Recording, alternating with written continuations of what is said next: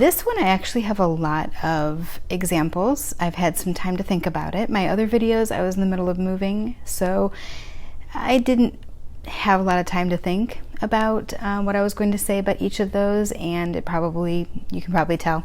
It was a practice in patience and self-confidence to share something that I thought was less than stellar.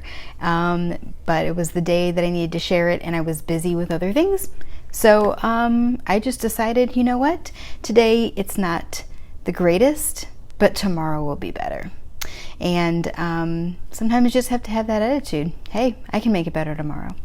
So that was my practice in patience and self-confidence. Now we are on to affirmation number 5 for the 7th of January.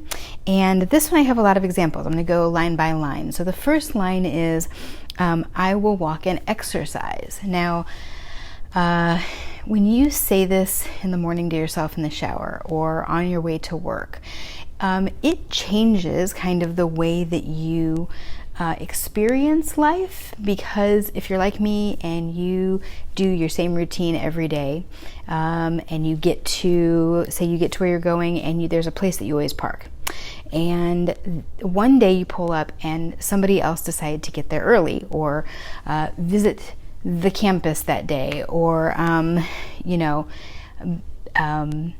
there's a delivery. Anyway, somebody's in that parking spot that you usually use, and it can be frustrating. And instead of thinking, if you do this affirmation, instead of thinking, oh my gosh, I have to park so far away, or I'm gonna have to find someplace else, or great, my hair's gonna get messed up from the wind or rain or whatever, maybe instead you think, well, good, this is an opportunity to get more steps, or this is an opportunity to do something a little different today, see some new scenery, but especially the walking and getting exercise. Another way that this sort of helps is if you're doing this affirmation, say you're at your desk and you've left your water bottle in the break room. You filled it up, and then Joe from accounting started talking to you, got distracted, and before you know it, you're back at your desk. Instead of having sort of the thought in your head that, well, I'll just go get it when I finish this email, or I don't really need a drink right now, I'll wait until later. You can combine that with sort of the second line of this, which is drink water, take the stairs. And you can think, you know what, this is an opportunity for me to get up, stretch my legs again. Maybe while I'm walking, I can think about what I want to write in that email, so when I get back, I can finish it even faster. And maybe I need water. I thought about it because I'm thirsty, right? So you go get your H2O rather than going without, because we all know that it's better to drink the water than to not drink it.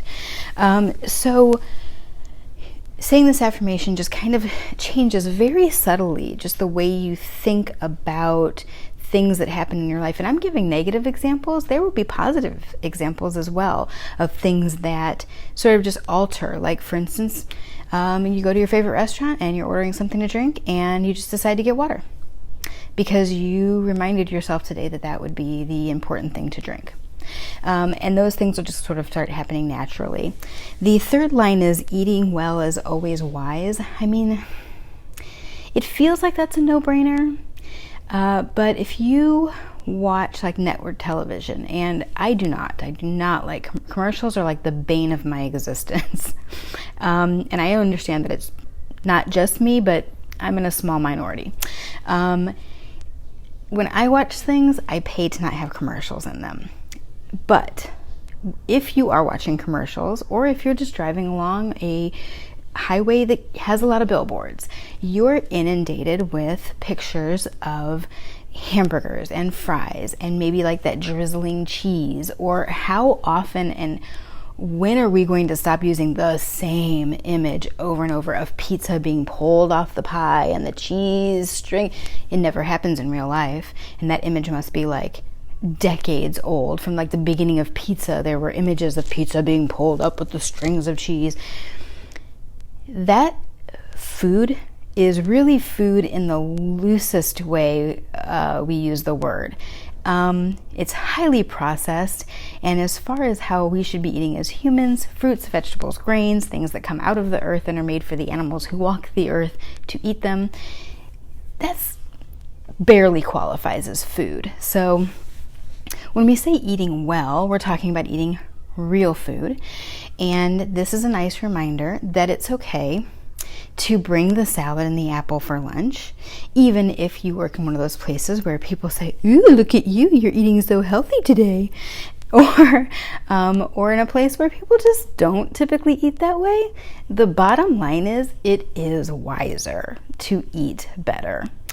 And the last line, I know my body cares. Just a reminder, it does matter. You can go through life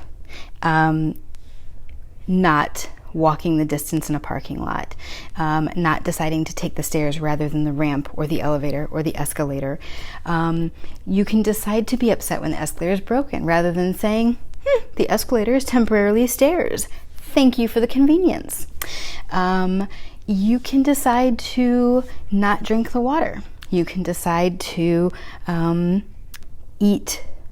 I already kind of covered that. Eat the crap.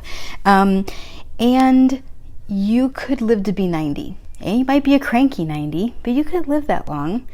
I would argue that you might be in pain a little more often than others because of the choices that you've made. Your body might not be so happy. So the last line, I know my body cares, is a nice reminder that it does matter.